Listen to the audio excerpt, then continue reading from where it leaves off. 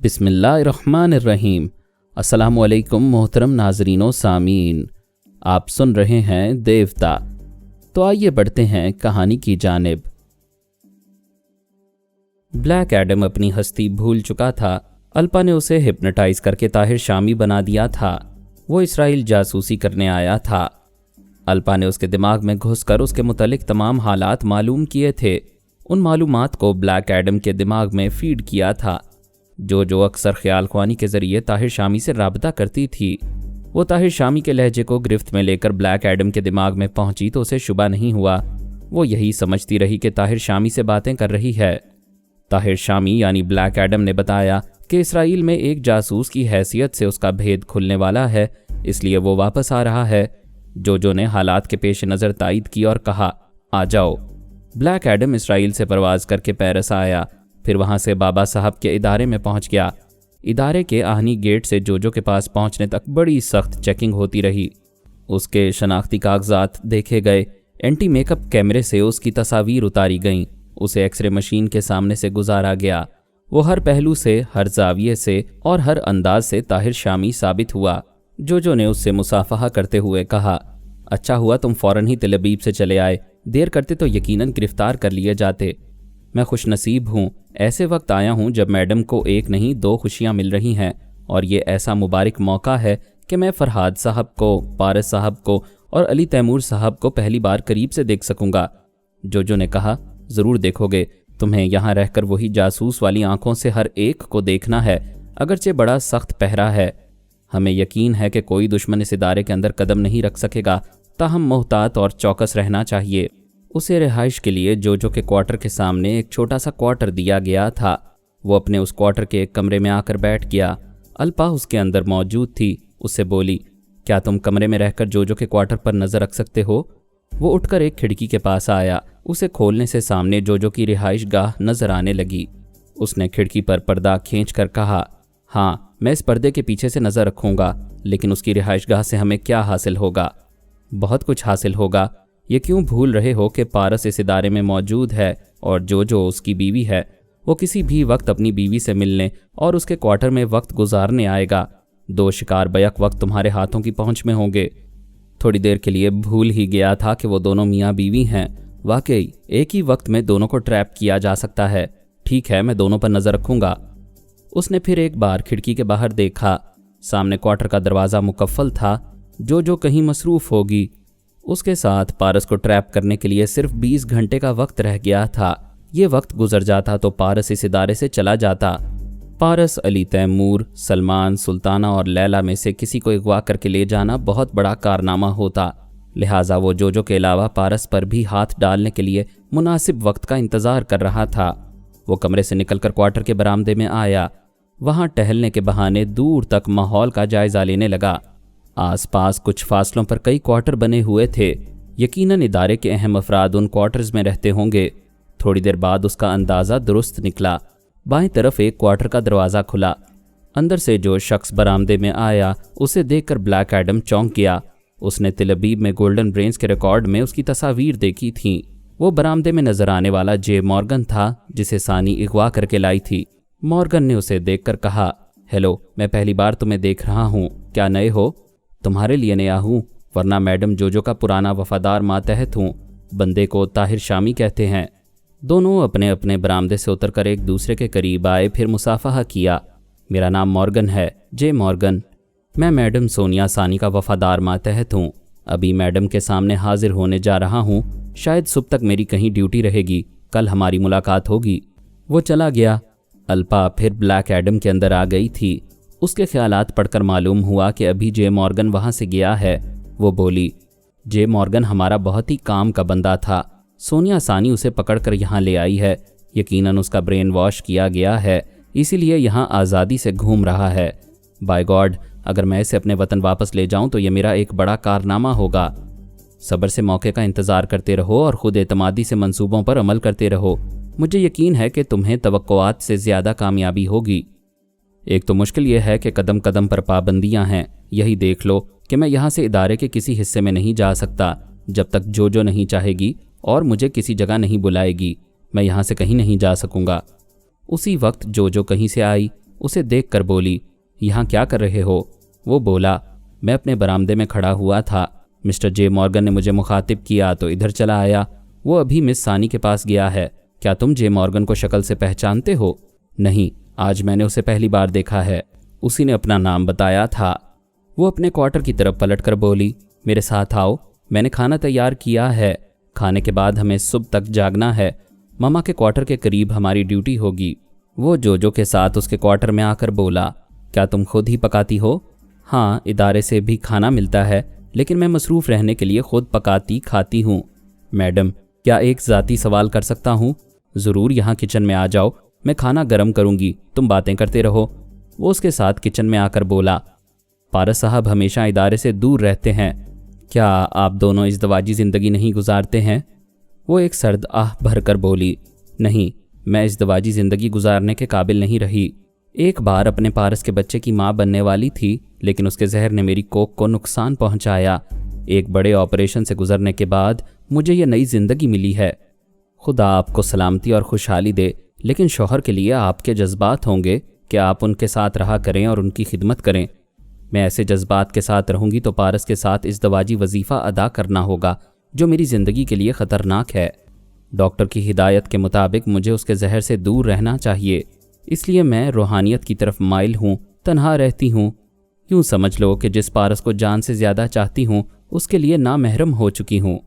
Black Adam ने सोचा, ये यहाँ तन्हा रहती है, पारस से इसकी मुलाकात नहीं होती, लिहाजा पारस इस क्वार्टर में नहीं आएगा। मुझे उसके इंतज़ार में वक्त ज़ाया नहीं करना चाहिए। उसने चोर नज़रों से अपने बाएं हाथ के नाखूनों को देखा। बहुत अरसा पहले उसके पैदाइशी नाखून निकाल दिए गए थे और नकली नाखून इस तरह लगाए गए थे कि वो जब चाहता उन्हें ढक्कन की तरह उठाकर उनके नीचे कोई नन्ही सी चीज़ छुपा लेता था। फिल वक्त उसके नाखूनों के अंदर वो सफूफ पोशीदा था, जिसे ज़ुबान पर रखने और हलक से उतारने के बाद आसाबी कमज़ोरी मुसल्लत हो जाती थी। उसने अचानक ही जोजो की थोड़ी के नीचे हाथ ले जाकर अपनी फौलादी उंगलियों से उसके जबड़ों को जकड़ लिया। गिरफ्त इतनी सख्त थी कि जोजो के दीदे फैल गए, मुंह से आवाज़ ना निकल सकी। वो ऐसा फौलादी शैतान था कि सर को पकड़कर एक झटके से गर्दन तोड़ देता था। बड़े बड़े शाज़ोर उसकी गिरफ्त से नहीं निकल सकते थे। वो तो फिर एक औरत थी। वो गुर्रा कर बोला, मुंह खोलो। उसके साथ ही उसने एक अंगूठे से एक उंगली का ढक्कन उठाया। वो मुंह नहीं खोल रही थी। उसने कहा, आखिरी वार्निंग देता हूँ, मुंह नहीं खोलोगी तो जबड़े टूट जाएंगे। तकलीफ की शिद्दत से यही महसूस हो रहा था कि जबड़ों की हड्डियां टूटने ही वाली हैं। उसने मुंह खोल दिया। वो उसके मुंह में उंगली डालकर नाखून के नीचे छुपे हुए पाउडर को उसके हलक तक पहुंचाने लगा। जो उसकी उंगली को दांतों से काटने लगी। दांत उंगली के गोश्त में गड़ गए थे। लहू रिसने लगा था। वो मुस्कुरा कर बोला, कोई बात नहीं, मेरे लहू के साथ इस सफूफ को घुलने में आसानी रहेगी। वो ज़रा सी देर में ही सुस्त पड़ गई। दवा हलक से उतरते ही कमज़ोरी महसूस होने लगी थी। उसका मुंह फिर खुल गया। उंगली में गड़े हुए दांत फिर अलग हो गए। वो ब्लैक एडम के बाजुओं में गहरी गहरी सांसें लेने लगी। उसने उसे दोनों बाजुओं में उठा लिया, किचन से चलता हुआ बेडरूम में आया, फिर उसे आराम से लिटा दिया। अल्पा ने कहा, किचन का चूल्हा बुझा दो। अगर किसी ने तुम्हें यहाँ आते नहीं देखा है तो वापस अपने क्वार्टर में जाओ, मैं इस पर अमल शुरू कर रही हूँ। वो जोजो के क्वार्टर से बाहर बरामदे में आया। दूर तक कोई नज़र नहीं आ रहा था। वो तेज़ी से कदम बढ़ाता हुआ अपने क्वार्टर में आ गया। अल्पा 1 घंटे के अंदर ही आ गई। उससे बोली, एक बहुत बड़ी कामयाबी हासिल हुई है। मैंने फरहाद अली तैमूर की बहू को अपनी मामूला और ताबेदार बना लिया है। वो बोला, सिस्टर अल्पा, पता नहीं वो अभी खाने के बाद कहाँ जाने वाली थी। अगर वहाँ ना गई और तनवीमी नींद सोती रही तो उसके तमाम रिश्तेदार दौड़ते चले आएंगे। उसके दिमाग में घुसकर मालूम कर लेंगे कि वो तनवीमी नींद पूरी कर रही है। मैंने उसे मामूला बनाकर बहुत सी मालूमात हासिल की हैं। वो अब से 2 घंटे बाद यानी रात के 1 बजे तुम्हारे साथ सोनिया के क्वार्टर के करीब जाएगी। उससे कुछ फासले पर एक कैबिन में तुम्हारे साथ सुबह तक रहेगी। तुम्हें सिक्योरिटी के लिए हथियार दिए जाएंगे। यानी वो 1 बजे से पहले तनवीमी नींद से बेदार हो जाएगी। हाँ, और एक ऐसा राज मालूम हुआ है जिसे सुनकर तुम चौंक पड़ोगे। सिस्टर, तजस्सुस में मुब्तला ना करो। इस इदारे में फरहाद और उसके दोनों बेटे पारस और अली तैमूर मौजूद नहीं हैं। वो अपने तमाम दुश्मनों को धोखा दे रहे हैं। यहाँ तुम्हें उन तीनों की डमीज़ नज़र आएंगी। ये वाकई अहम मालूमात हैं। अगर हमें मालूम ना होता तो हम धोखा खाकर किसी डमी को अगवा करके ले जाते। अच्छी तरह इत्मीनान कर लो, कहीं जो भी डमी ना हो। मैंने जोजो के दिमाग की हर गिरां को खोलकर मालूमात हासिल की हैं। उसने तुमसे झूठ कहा था कि वो पारस के लिए नामहरम है। जब उसके निकाह में है तो नामहरम कैसे होगी? उसने मुझसे झूठ क्यों कहा था? इसलिए कि यहाँ डमी पारस रहता है। तुम्हारे या किसी के जहन में ये सवाल पैदा होगा कि मियाँ बीवी एक ही इदारे में रहकर क्यों एक दूसरे से दूर रहते हैं। खुद को नामहरम कह देने से इस सवाल का जवाब मिल जाता है। हाँ, इस तरह साबित होता है कि जोजो असली है, इसलिए डमी पारस उससे दूर रहता है। और यूं भी साबित होता है कि आमना, सोनिया और जोजो से फरहाद और उसके बेटों की कोई बात छुपी नहीं रहती है। ये पूरा ख़ानदान एक दूसरे की खैरियत मालूम करते रहने के लिए एक दूसरे के हालात से पूरी तरह बाखबर रहता है। फरहाद, पारस, अली तैमूर, आमना, सोनिया, जोजो और सोनिया सानी जानती हैं कि कौन कहाँ है और किन मामलात से दो चार हो रहा है। फिर तो जोजो को मालूम होगा कि वो तीनों बाप बेटे कहाँ हैं। हाँ, अली और सानी पेरिस के मिलिट्री हेडक्वार्टर में हैं। वहाँ के एक बंगले में उन्होंने एक अजीबो-गरीब शख्स को कैदी बना रखा है। अजीबो-गरीब शख्स से क्या मुराद है? उसका नाम यूसुफुल बुरहान है। उसे पाशा कहकर मुखातिब करते हैं। वो हैरत अंगेज़ गैर मामूली समात व बसारत का हामिल है। किसी ट्रांसमीटर या टेलीफोन या सैटेलाइट के बगैर हज़ारों मील दूर होने वाली गुफ्तगू सुन लेता है। ये तो बचगाना सी बात है। क्या अकल इसे तस्लीम कर सकती है? मौजूदा साइंसी तरक्की के दौर में कोई बात नामुमकिन और हैरत अंगेज़ नहीं रही। हम 21वीं सदी में दाखिल होने वाले हैं। आज जो बात हैरत अंगेज़ और नाकाबिले यकीन होगी वो कल सिर्फ काबिले यकीन ही नहीं, काबिले अमल और मामूली सी होकर रह जाएगी। वो पाशा रात की गहरी तारीकी में बिल्ली और चीते की तरह साफ तौर से देख लेता है। दिमाग ऐसा फौलादी है कि टेलीपैथी के जलजले भी उस पर असरअंदाज नहीं होते। जिस्मानी कुव्वत में तुम्हारी तरह नाकाबिले तस्खीर है। फिर तो ऐसे शख्स को नज़रअंदाज नहीं करना चाहिए। माय सिस्टर अल्पा, मैं उस शख्स को क्या नाम बताया था उसका? हाँ, पाशा। मैं पाशा को ज़रूर अपना कैदी और ताबेदार बनाऊंगा। पाशा कल शाम 6 बजे तक हेडक्वार्टर वाले बंगले में रहेगा। फिर 7 बजे फ्रांस के एक खुसूसी तैयारे में सोमालिया के शहर बेजाबा जाएगा। उसने हैरत अंगेज़ समात व बसारत और गैर मामूली दिमागी और जिस्मानी कुव्वतों के लिए जो अद्वियात इस्तेमाल की हैं, उन सब के फार्मूले कई कागजात में लिखकर सोमालिया के एक जंगल में छुपा दिए हैं। शहर बेजाबा में पारस और टेलीपैथी जानने वाली बारबरा उसका इंतज़ार करेंगे। फिर वो तीनों वहाँ से उस जंगल की तरफ जाएंगे। जंगल में वो कहाँ जाएंगे? वहाँ कोई मखसूस जगह होगी जहाँ पाशा ने उन फार्मूलों को छुपाया है। मैंने मालूम करना चाहा, लेकिन जोजो इससे ज़्यादा नहीं जानती है। तुम जितना मालूम कर चुकी हो उतना ही बहुत है। बड़े भाई ब्रेन एडम को पाशा के मुतालिक फ़ौरन बताओ। ब्रदर ब्रेन एडम जहानत में यकता है। वो फार्मूले हासिल करने के लिए ज़बरदस्त प्लानिंग करेगा। मैं जा रही हूँ, थोड़ी देर बाद आऊँगी। उसने ब्लैक एडम के दिमाग से निकलकर बड़े भाई ब्रेन एडम के दिमाग पर दस्तक दी। कोड वर्ड्स अदा किए। उसने कहा, हाँ बोलो सिस्टर, कोई खुशखबरी है? जी हाँ, मैंने फरहाद अली तैमूर की बहू यानी पारस की बीवी जोजो को अपनी मामूला और ताबेदार बना लिया है। तुम खुश कर रही हो, लेकिन ऐसी खुशियों के पीछे फरहाद की चालाकियाँ छुपी होती हैं। मैंने हर पहलू से इत्मीनान किया है। उनके चंद ऐसे राज हैं जो फरहाद के बेटों और बहुओं को या फिर आमना और सोनिया को मालूम होते हैं। वो राज मेरी मामूला जोजो को मालूम हैं। यूँ साबित होता है कि वो असली जोजो है। वो राज क्या हैं? पहले राज की बात यह है कि फरहाद, उसके दोनों बेटे और सोनिया सानी इदारे में मौजूद नहीं हैं। उन्होंने अपने दुश्मनों को धोखा देने के लिए वहाँ अपनी अपनी डमीज रखी हैं। फिर तो वो ज़बरदस्त मक्कारी दिखा रहे हैं। हम तो धोखे से बच गए। सुपरमास्टर वगैरह के मातहत ज़रूर किसी डमी को वहाँ से अगवा करके ले जाएंगे, फिर बाद में अपना सर पीटेंगे। तुमने बहुत अहम मालूमात हासिल की हैं। कोई और राज मालूम हुआ? वो पाशा और उसके हैरत अंगेज़ सलाहियतों और खुफिया फार्मूलों के मुतल्लिक बताने लगी। ब्रेन एडम खुशी से उठकर खड़ा हो गया। फिर बोला, अल्पा, तुम मेरी बहुत ही प्यारी बहन हो। तुमने पाशा जैसे इंसान को दरियाफ्त करके कमाल कर दिखाया है। अब मैं फरहाद और उसके बेटों को दिखाऊंगा कि जहानत किसे कहते हैं। वो फार्मूले यहाँ मेरे पास आएंगे। तुम जाओ और ब्रदर ब्लैक एडम के साथ रहो।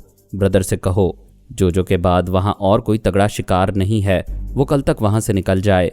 हमारे मुल्क का तैयारा पेरिस से दोपहर को परवाज़ करता है। उसके लिए एक सीट रिजर्व रहेगी। वो वहाँ से काहिरा पहुँचेगा।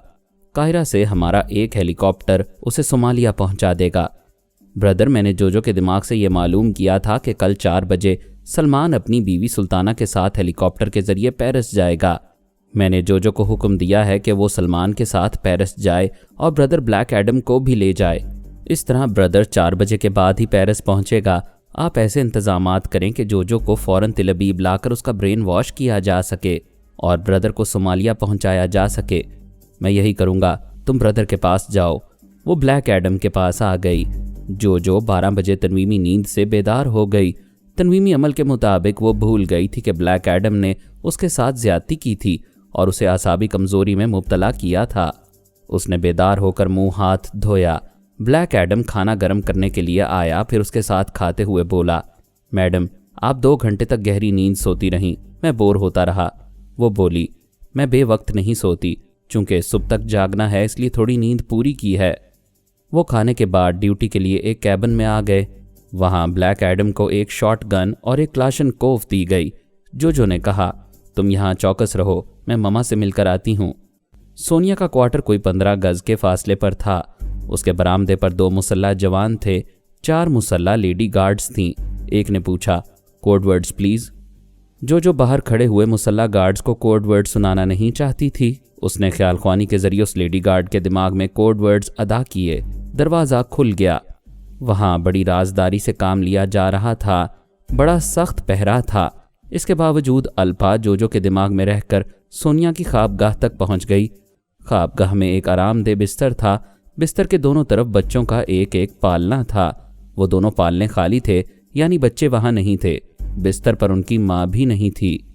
एक मेज कुर्सी के पास एक मुसल्ला लेडी गार्ड बैठी हुई थी। जोजो को देखकर खड़ी हो गई। फौजी अंदाज में उसे सल्यूट किया।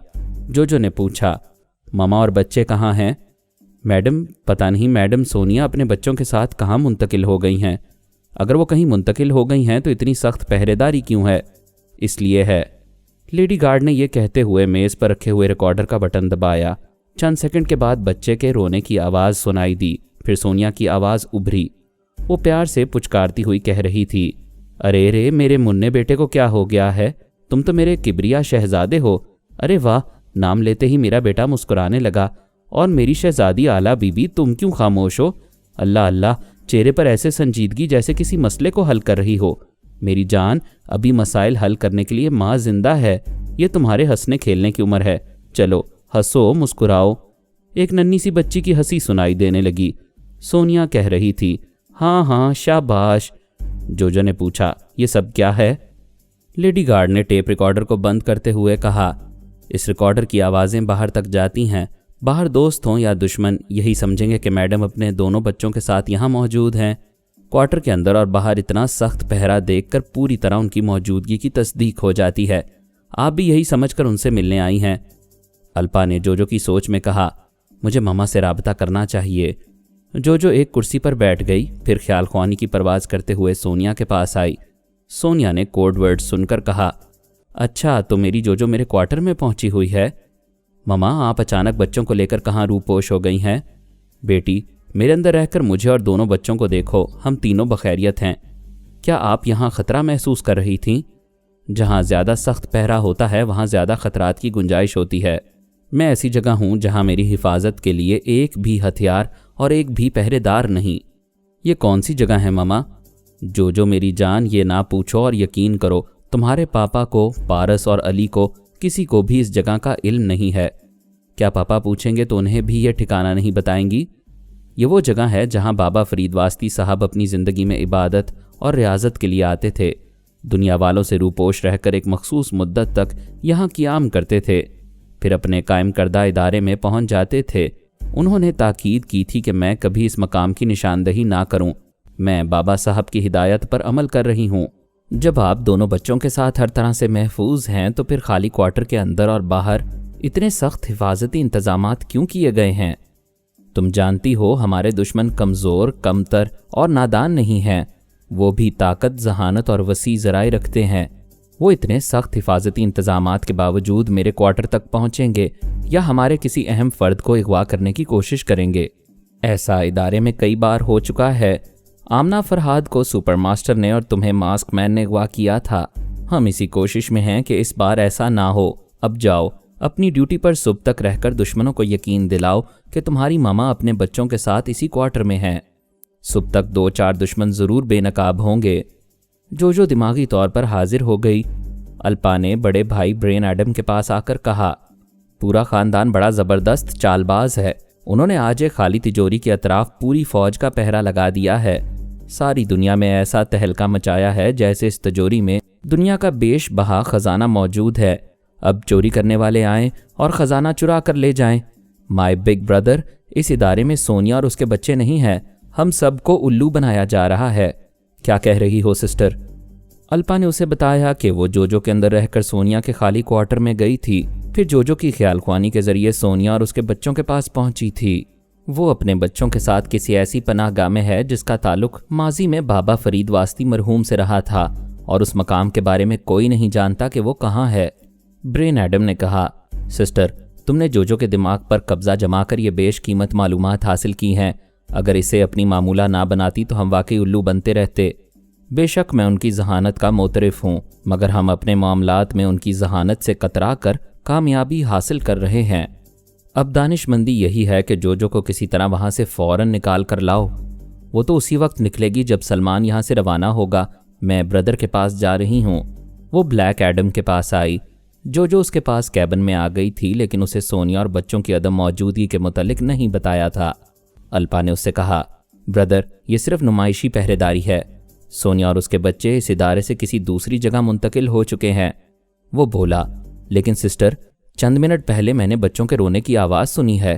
کوئی عورت ان کے ساتھ محبت سے بول رہی تھی. شاید وہ سونیا ہوگی. یہ سب ڈرامہ ہے بردر. ٹیپ ریکارڈر کے ذریعے ایسی آوازیں کبھی کبھی باہر نشر کی جا رہی ہیں. تم یہاں ڈیوٹی پر رہو. میں جوجو کو یہاں سے لے جا رہی ہوں. ذرا آس پاس کے حالات معلوم کروں گی. جوجو کو کیبن میں رہنا چاہیے تھا، لیکن وہ الپا کی مرضی کے مطابق کیبن سے باہر آ گئی. پھر ٹہلنے کے انداز میں مختلف کوارٹروں کے درمیان سے گزرنے لگی. اسٹریٹ کے ہر موڑ پر مسلح گارڈز موجود تھے. اسے دیکھ کر سلوٹ کرتے تھے. ایک اسٹریٹ کے موڑ پر ایک مسلح گارڈ نے کہا، میڈم، میں بڑی دیر سے آپ کا انتظار کر رہا ہوں. اس نے پوچھا، کیوں انتظار کر رہے ہو؟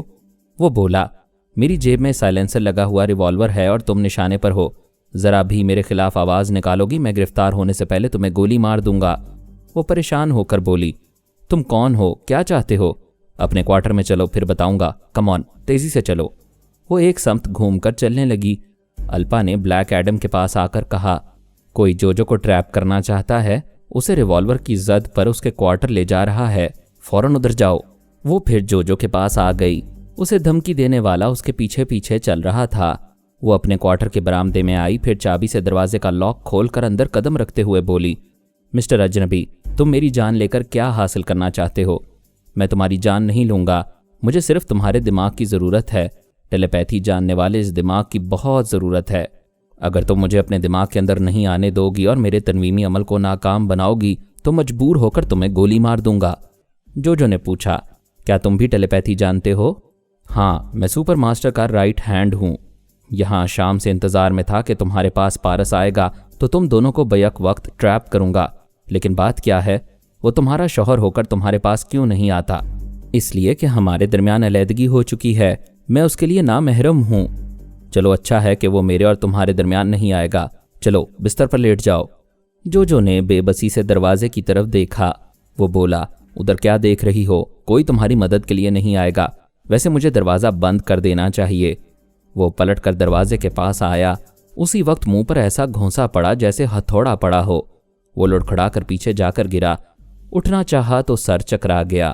بڑا زبردست گھونسا تھا. سامنے کے دانت ہل گئے تھے. زبان زخمی ہو گئی تھی. منہ سے خون نکلنے لگا تھا. بلیک ایڈم نے کمرے میں آ کر اس پر جھک کر اس کی جیب سے ریوالور نکالا. اسے ایک طرف پھینکا. پھر اجنبی کو دونوں ہاتھوں سے اٹھا کر بستر پر پھینک دیا. الپا نے کہا، بس اتنا ہی کافی ہے. مجھے اس کے دماغ میں جگہ مل رہی ہے. تم جوجو کے ساتھ ڈیوٹی پر جاؤ. جوجو نے بلیک ایڈم کے ساتھ کوارٹر سے باہر آ کر دروازے کو لاک کر دیا. پھر اس کے ساتھ ڈیوٹی پر چلی گئی. وہ اجنبی مکفل کوارٹر کے اندر بستر پر پڑا ہوا سوچ رہا تھا کہ وہ کیسا فولادی انسان تھا جس نے ایک ہی گھونسے میں میرے 14 طبق روشن کر دیے تھے. وہ تکلیف کی شدت سے کراہتے ہوئے اٹھنا چاہتا تھا مگر اٹھ نہ سکا. تکلیف ایسی بھی نہیں تھی کہ وہ اٹھ کر بستر پر بیٹھ نہ سکتا. دوسری بار وہ ذرا سا اٹھا، پھر تکیے پر سر آ گیا. وہ چاروں شانے چت ہو گیا. اس نے پریشان ہو کر خلا میں تکتے ہوئے سوچا، یہ میرے ساتھ کیا ہو رہا ہے؟ الپا نے کہا، تمہیں ٹیلیپیتھی کی مار پڑ رہی ہے. اس نے گھبرا کر دونوں ہاتھوں سے سر کو تھام لیا، تڑپ کر کہا، نہیں، میرے اندر کوئی نہیں آ سکتا، میں سانس روک لیتا ہوں، چلے جاؤ، یہاں سے چلے جاؤ۔ اس نے سانس روکنے کی کوشش کی۔ الپا نے اس کی کوشش ناکام بنا کر کہا، میں تمہارے اندر ہوں، اب زبان سے کچھ نہ بولنا، باہر آواز جائے گی، بولو گے تو دماغ میں زلزلہ پیدا کر دوں گی۔ وہ سوچ کے ذریعے بولا، نہیں، میں چپ رہوں گا، تم کون ہو، مجھ سے کیا چاہتی ہو؟ وہی جو تم جوجو سے چاہتے تھے، وہ تمہاری معمول نہ بن سکی، تم میرے معمول اور تابعدار بن جاؤ۔ وہ انکار کرنے لگا۔ الپا نے اس کے اندر زلزلہ پیدا کرتے ہوئے اس کے ہونٹوں کو سختی سے بند کر دیا۔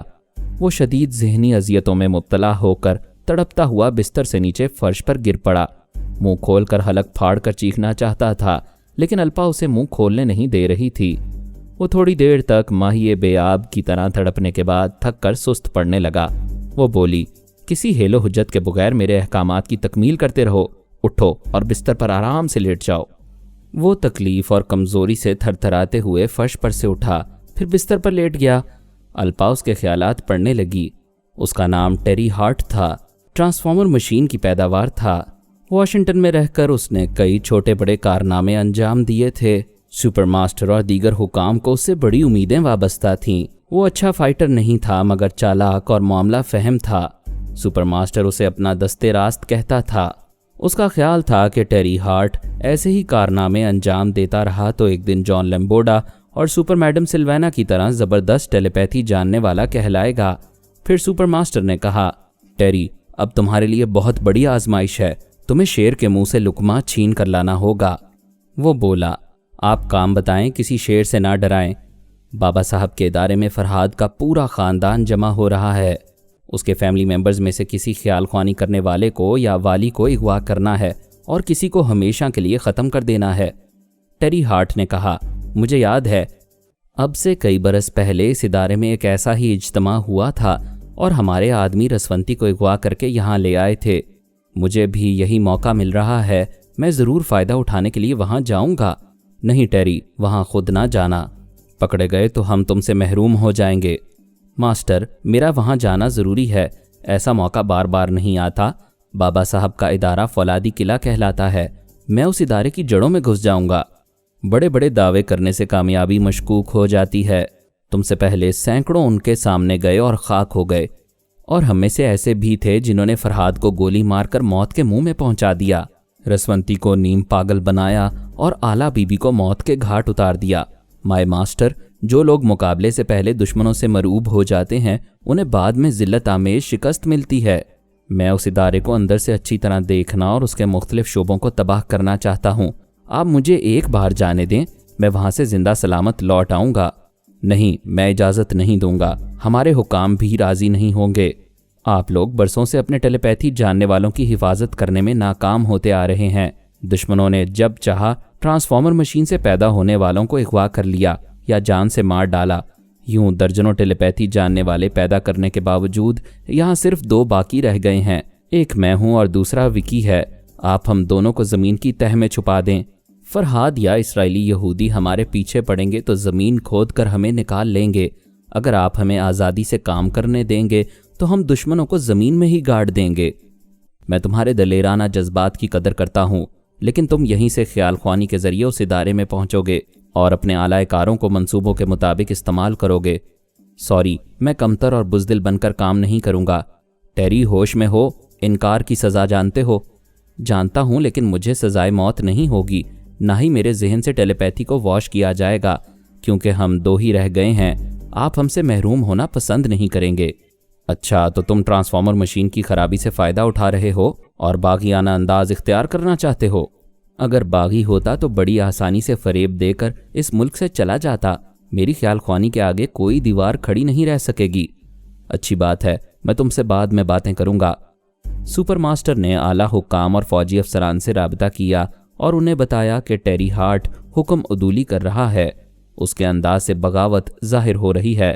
سب نے متفقہ فیصلہ کیا کہ ایک باغی خیال خوانی کرنے والے پر بھروسہ کرنے کی نادانی مہنگی پڑے گی، اسے گولی مار دینا ہی بہتر ہے۔